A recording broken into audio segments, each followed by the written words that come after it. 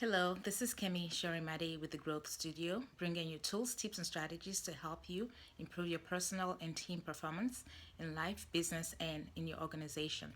I want to share with you a few tips on managing remote teams.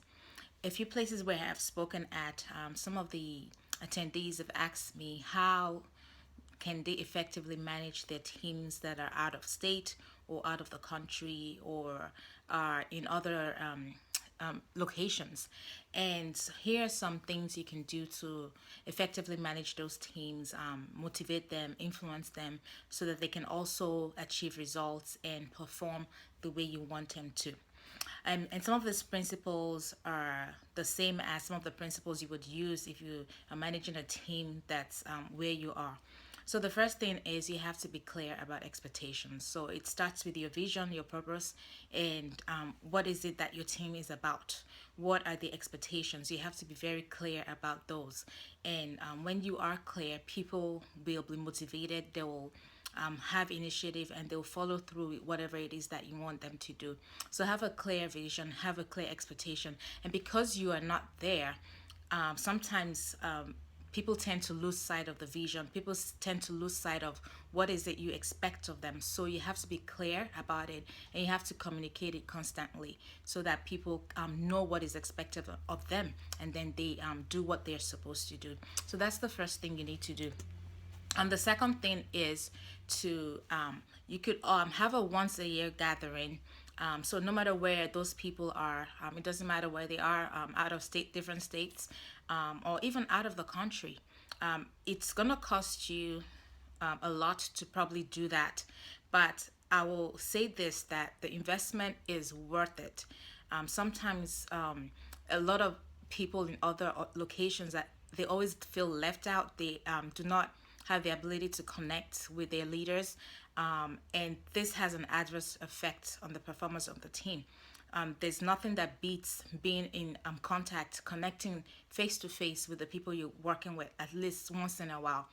So the cost to do that will pay off in the end. It will pay off in the long run. So try to see if you could organize events or organize a once a year meeting, a gathering, getting to know you, and this way also, the people on those teams will be able to meet other members of the team of your team. So it's not just you meeting the other members, it's also the members meeting each other, so they'll know who they're communicating with, who they've been working with, and it helps strengthen the work relations as time goes on. When they all go back to their different locations, it strengthens that relationship because now they know on a face to face level who they're dealing with. So that's very important. And number three, you could also, apart from the once a year gathering, schedule visits to all the different sites, to all the different people, the different locations.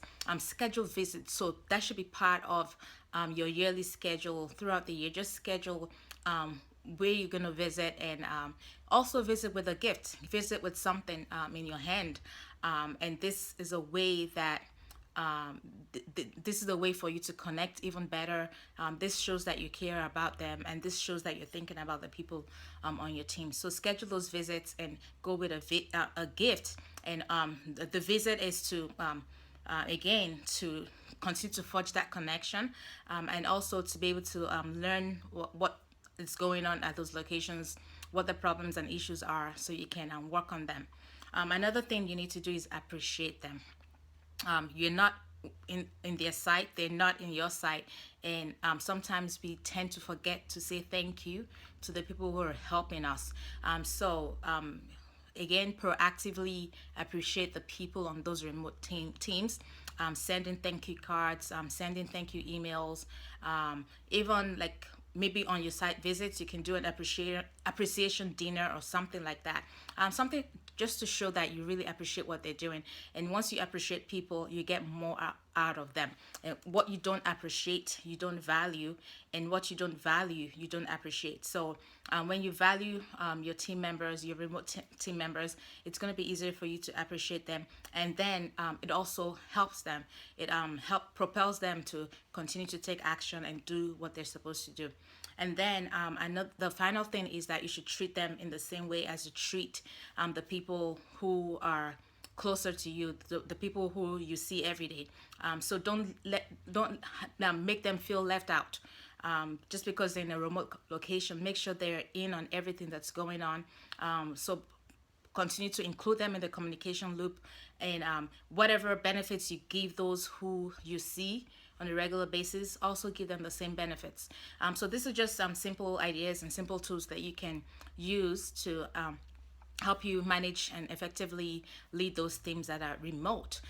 So because what you want is that you want them to still continue to perform, you want them to achieve results even though you're not there, but you have to take the initiative to make that happen. So that's all I have for you. For more tools, tips, and strategies, please visit my website, thegrowth-studio.com, or you can email me, Kemi, at thegrowth-studio.com. I'll talk to you soon. Take care.